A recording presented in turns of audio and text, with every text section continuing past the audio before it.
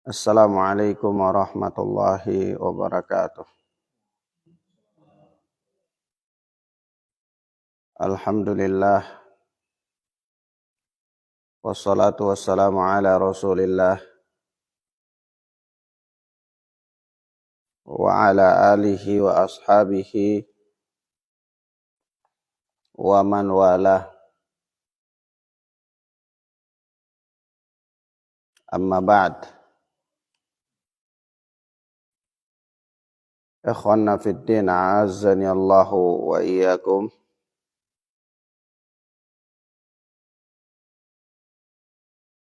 Kita lanjutkan pelajaran kita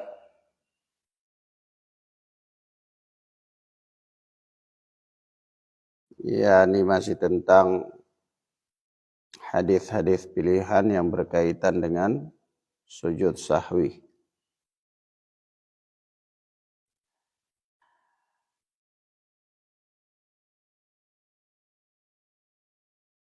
Dari Abu Hurairah radhiyallahu taala anhu, dia berkata,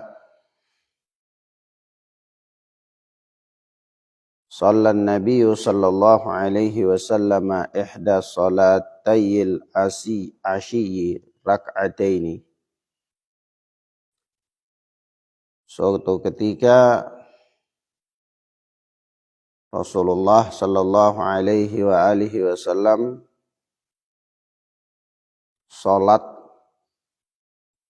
salah satu dari salat di siang hari. Naam, yaitu salat zuhur atau salat asar. Raka'ataini, beliau hanya lakukan salat 2 rakaat saja. Yang seharusnya salat siang hari ini 4 rakaat. Ya. Tsumma sallama, kemudian beliau salam. Beliau lakukan salat 2 rakaat saja, kemudian beliau salam. Tsumma qama ila khashabatin fi muqaddamatil masjid. Kemudian beliau berdiri menuju kayu di depan masjid. Wa wada'a yadahu 'alaiha. Lalu beliau letakkan tangannya pada kayu tersebut, tempelkan tangannya pada kayu tersebut. Wa fil qaum Abu Bakrin wa Umar radhiyallahu anhuma.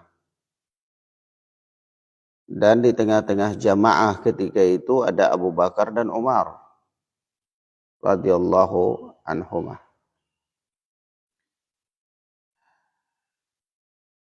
Fahaba ayyukallimahu. Akan tetapi mereka berdua enggan untuk berbicara kepada Nabi.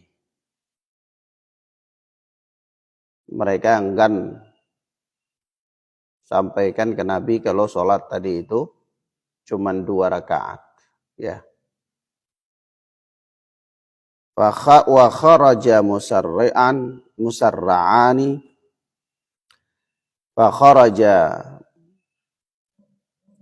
sara'anun nas faqalu qasuratis shalah.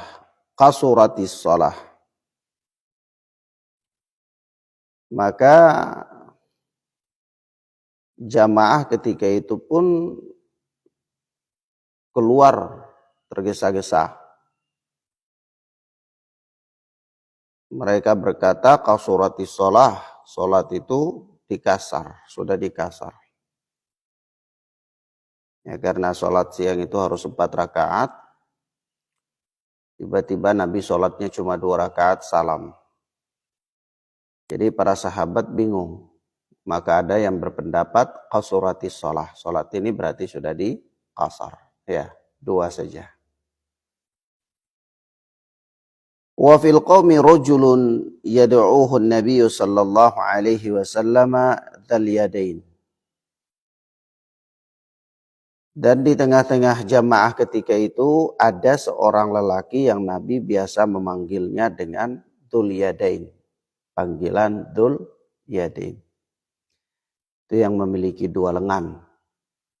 Ya, karena sahabat ini itu lengannya agak sedikit panjang.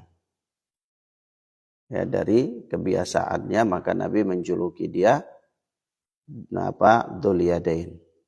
Orang yang punya dua lengan. Naam.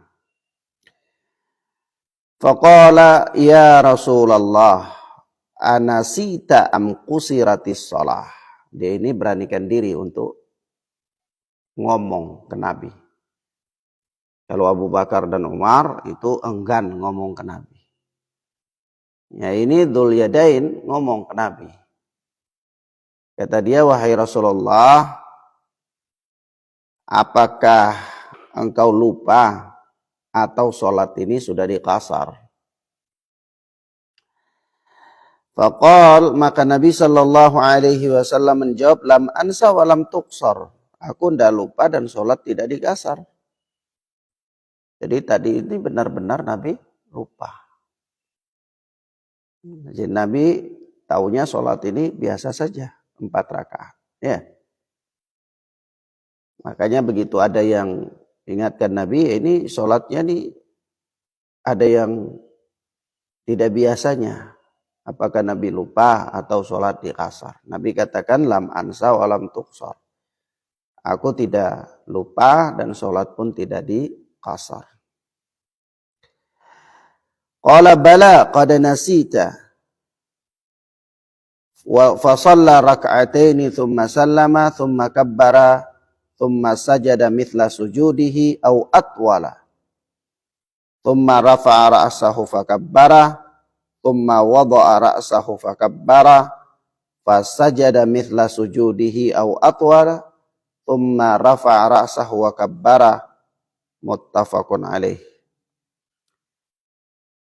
Ini kemudian Dzul Yadain ini berkata bala qad nasita, bahkan engkau lupa ya Rasul. Dan Nabi katakan lam ansa wa lam tuqsar, aku tidak lupa, sholatnya juga tidak kurang, tidak dikasar. Dzul Yadain pastikan kepada Nabi tidak, bal qad nasita, bahkan engkau lupa. Ya. Ketika diingatkan dan Nabi Shallallahu Alaihi Wasallam sudah pastikan bahwa memang benar-benar beliau lupa, maka fasalla rak'atain, beliau pun lakukan sholat 2 rakaat tambah. Ya, beliau tambah 2 rakaat. Setelah beliau tambah 2 rakaat yang kurang ini, tsumma sallama, kemudian beliau salam. Selesai tasyahud akhir, salam. Tsumma kabbara, tsumma sajada mithla sujudihi au atwala. Kemudian beliau takbir sujud. Sebagaimana sujudnya di dalam sholat tadi atau lebih panjang sedikit dari sholat di sujud di dalam sholat itu. Tsumma rafa'a ra'sahu fakabbara. Kemudian beliau angkat kepalanya sambil takbir. Tadi selesai salam, masih duduk, beliau takbir sujud. Habis itu takbir lagi, bangkit dari sujud. Ya, dalam keadaan duduk. Tsumma wada'a ra'sahu fakabbara. Kemudian beliau meletakkan kepalanya juga sambil takbir. Yani beliau turun takbir lagi. Untuk apa? Sujud. Fasajada mithla sujudihi au atwala. Maka beliau sujud seperti sujud yang tadi atau lebih panjang sedikit. Ya, dari sujud yang tadi. Tsumma rafa'a ra'sahu wa kabbara. Kemudian beliau angkat kepalanya lagi, bangkit dari sujud itu sambil takbir. Jadi 2 kali ya. Takbir sambil sujud, takbir bangkit, takbir sujud lagi, takbir bangkit lagi. Ya. Naam. Nah, hadis ini ikhwana fiddin azani Allah wa iyyakum, ini adalah hadis yang muttafaqun alaih. Hadis ini disepakati oleh Al-Imam Bukhari dan Muslim dalam sahih keduanya. Dan ini lafadz yang terdapat di dalam Sahih Bukhari. Nah ini ikhwana fiddin azzani Allah wa iyyakum. Kita lihat ya dalam hadis yang mulia ini bahwa gambaran umum dari hadis yang mulia ini bahwa Rasulullah Shallallahu Alaihi Wasallam itu suatu ketika sholat ini sholat di siang hari ya, sholat duhur atau sholat asar. Jadi dalam lafadz Bukhari ini tidak dijelaskan ini sholat duhur apa sholat asar. Salah satu dari keduanya. Tapi hadis ini datang dalam riwayat Muslim, dijelaskan, ditegaskan bahwa ini adalah sholat asar. Ya, sholat ini sholat asar. Jadi memang kalau kita membaca hadis-hadis Nabi itu, ada hadis-hadis yang disebutkan itu secara umum pada tempat-tempat yang lain. Kemudian nanti ada hadis-hadis lain yang menjelaskannya. Seperti hadis ini. Maka penafsiran hadis itu yang paling utama adalah dengan hadis. Sama seperti penafsiran ayat Al-Quran, yang paling utama adalah dengan ayat Al-Quran pula. Nah kadang-kadang dalam surat-surat tertentu ada ayat-ayat tertentu yang disebutkan secara umum, lalu nanti di surat tertentu ayat-ayat tertentu menjelaskannya lebih khusus. Ya, maka penafsiran Al-Quran dengan Al-Quran itu penafsiran yang lebih utama. Begitu pula penafsiran hadis dengan hadis.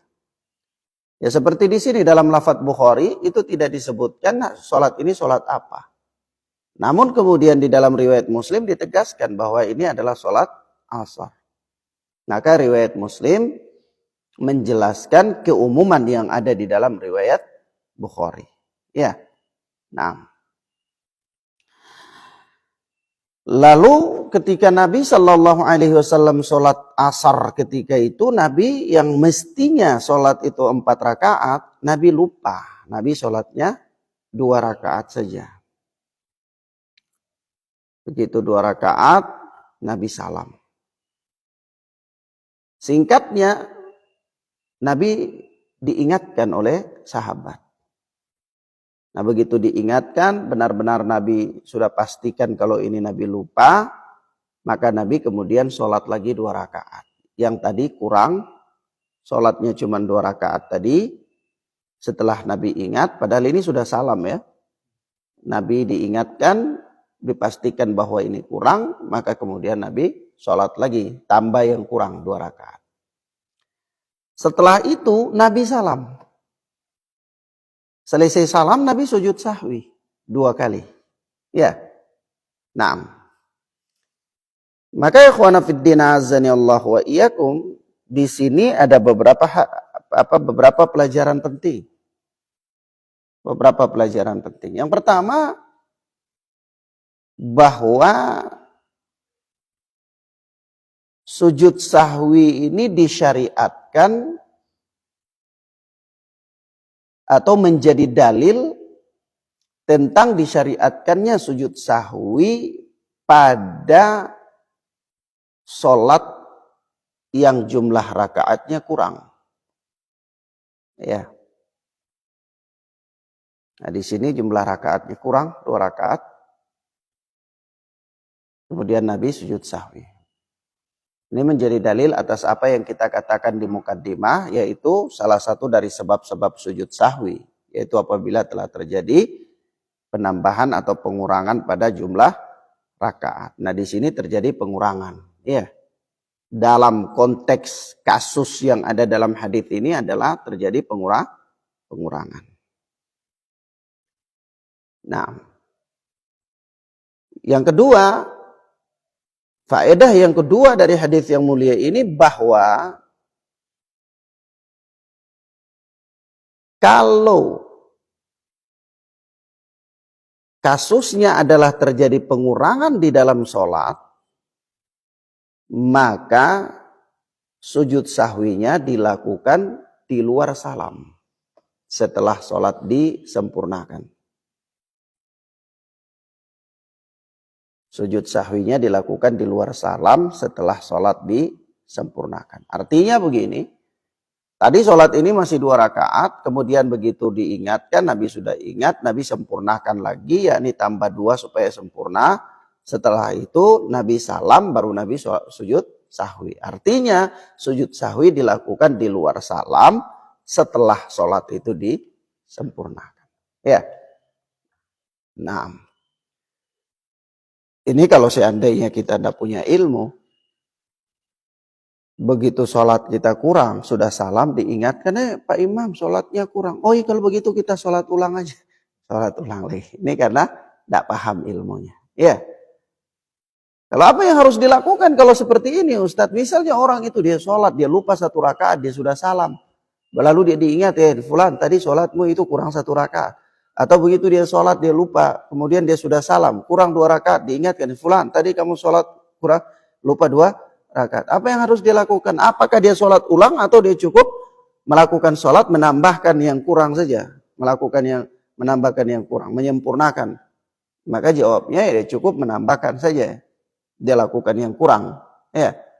Kalau ternyata yang dia lupa 1 rakaat, maka sudah dia lakukan 1 rakaat.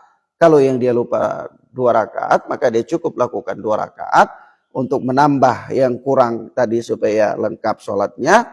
Kemudian sujud sahwinya dilakukan di luar salam. Ya, kasus seperti ini sujud sahwi dilakukan di apa? Di luar salam. Ya. Yang ketiga, bahwa pada sujud sahwi itu ada takbir. Ya. Bukan hanya sekedar sujud saja, tapi begitu sujud ada takbir, bangkit dari sujud pun ada takbir. Sebagaimana jelas sekali di sini Abu Hurairah menerangkan bahwa apa? Nabi Shallallahu Alaihi Wasallam itu beliau thumma kabbara thumma sajada mithla sujudihi au atwal. Kemudian beliau bertakbir lalu beliau sujud dengan sujud seperti yang sujud tadi atau lebih panjang. Tsumma rafa'a ra'sahu fakabbara, lalu beliau bangkit lagi dari sujud itu sambil takbir. Tsumma wada'a ra'sahu fakabbara, lalu beliau letakkan kepalanya lagi, yakni sujud lagi sambil takbir. Fasajada mithla sujudihi au atwal, lalu beliau sujud seperti sujud yang tadi atau lebih panjang. Tsumma rafa'a ra'sahu fakabbara, lalu beliau bangkit lagi, angkat kepalanya lagi dari sujud sambil takbir. Jadi tiap-tiap gerakan ke sujud sahwi dan bangkit dari sujud sahwi itu ada takbir. Ya. Naam. Yang berikut, faedah yang berikut dari hadis yang mulia ini bahwa Nabi Shallallahu Alaihi Wasallam itu manusia biasa. Ya. Beliau Shallallahu Alaihi Wasallam itu manusia biasa. Maka dari itu beliau memiliki sifat-sifat manusiawi. Sifat-sifat manusiawi itu ya beliau butuh makan, butuh minum, butuh tidur, butuh menikah, dan juga beliau lupa. Ya, nah, lupa itu sifat manusiawi. Nabi Shallallahu Alaihi Wasallam saja lupa. Ya, nah. Dan dengan lupanya Nabi ini, maka jadilah syariat untuk umatnya. Bahwa begini loh kalau seandainya lupa itu dalam sholat, lupa yang seperti ini, maka penyelesaiannya begini. Jadi ya lupanya Nabi itu adalah apa? Kemudian menjadi syariat bagi umatnya. Ya, sebagaimana inilah Allah Subhanahu wa Ta'ala mempunyai cara Allah mengajarkan manusia, ya. Nah, langsung dengan terjadi di dalam praktek. Karena memang tariqatut tadris, cara-cara mengajar itu diantaranya yang paling bagus adalah langsung dengan mempraktek. Ya, karena memang dengan mempraktek itu lebih mudah untuk dipahami, lebih gampang untuk diingat. Ya. Kalau kita ada orang ngomong kayak gini, ngomong itu, ya kita bisa saja tahu, paham, tapi gampang aja kita lupa.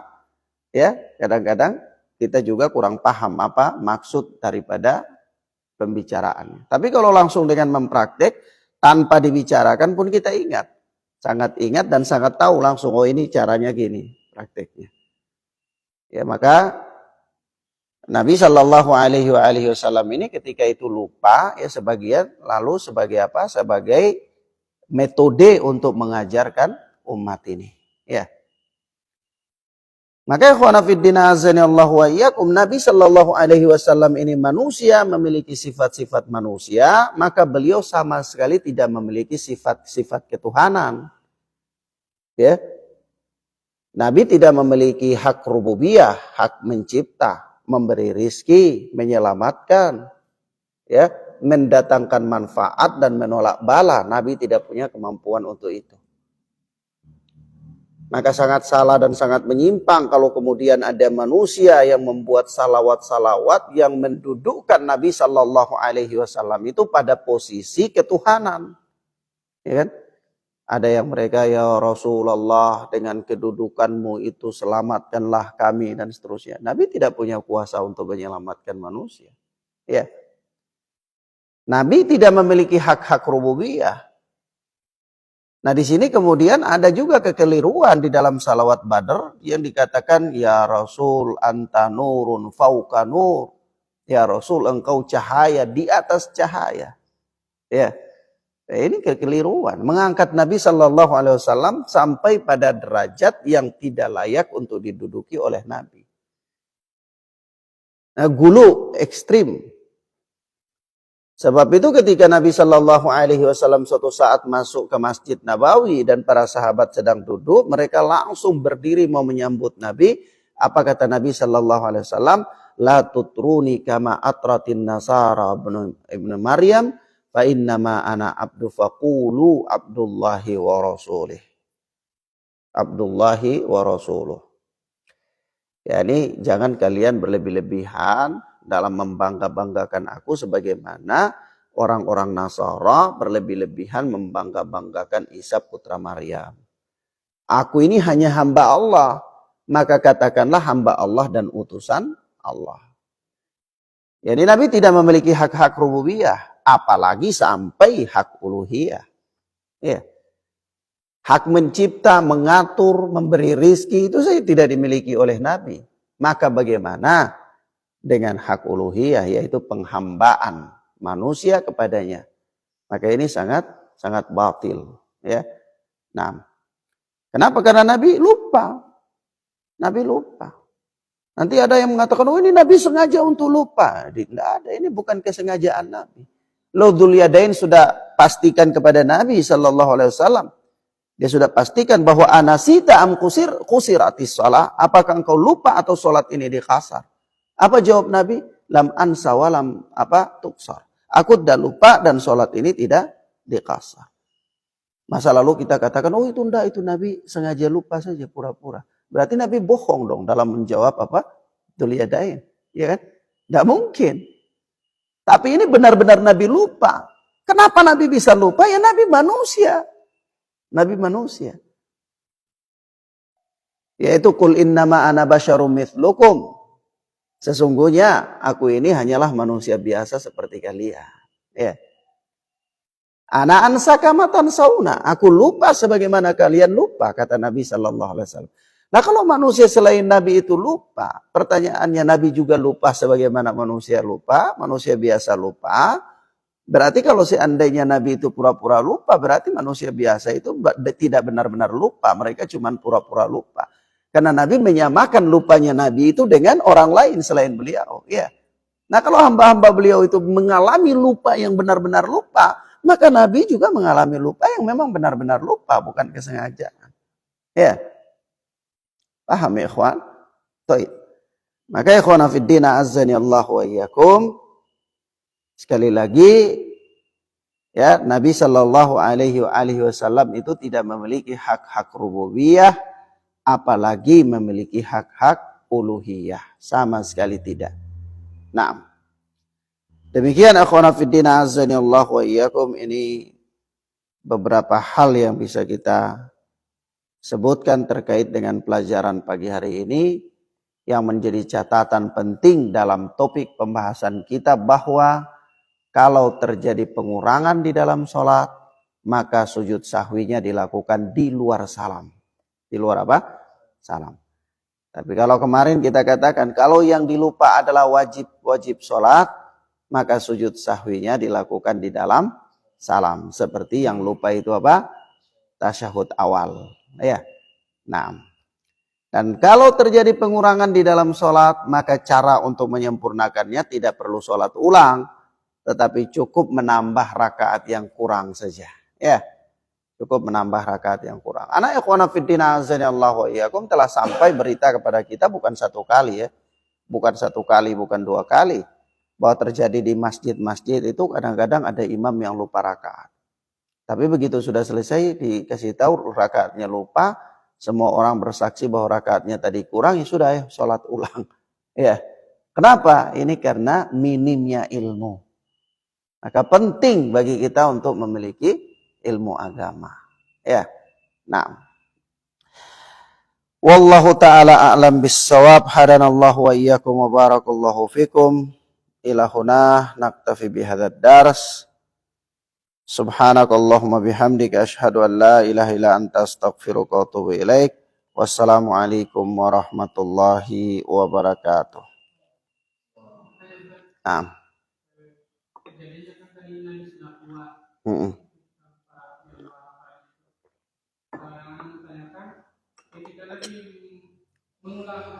Menambah rakaat yang dua rakaat lupa tadi, apakah Nabi takbiratul ihram atau langsung takbir biasa saja? Nah, masuk di dalam sholat itu takbiratul ihram. Karena takbiratul ihram itu adalah apa? Pembuka sholat. Ya. Jadi takbir, Allahu Akbar, kemudian baca suratul Fatihah dan surat yang lain, kemudian lakukan sholat seperti biasa. Nah, ya. Kemudian di sini apa namanya? Ada faedah bahwa sujud sahwi itu boleh dilakukan walaupun interval waktu antara sholat dan sujud sahwi itu sudah ada interval waktu dan bahkan sudah bicara-bicara di situ. Ya, nah, walaupun tidak sudah bicara-bicara, sebagaimana di sini Nabi sudah selesai sholat masih ada ngomong, ya, ditanyakan kepada Nabi jawab, ya. Dalam sebagian riwayat Nabi masih tanya lagi kepada para sahabat yang lain di situ, apakah itu liadain ini benar? Ya, ketika sahabat menyampaikan ya benar ya Rasulullah, engkau lupa dalam sholat, maka Nabi kemudian sholat. Selesai sholat baru tambah rakaatnya, baru Nabi kemudian apa? Sujud sahwi. Walaupun sudah ada bicara-bicara di antara itu. Ya. Nah, wallahu ta'ala a'lam bis-shawab. Berarti penambahan sujud sahwi yang melakukan sujud sahwi di penambahan tadi. Berarti tidak perlu lagi salam. Salam. Maksud saya sujud sahwinya selesai sujud sahwi, takbir yang terakhir nak salam juga. Setelah selesai sujud sahwi itu ada salam. Nah. Dua kali salam. Nah.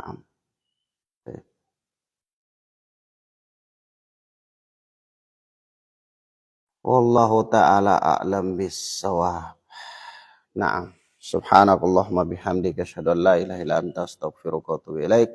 Wassalamualaikum warahmatullahi wabarakatuh.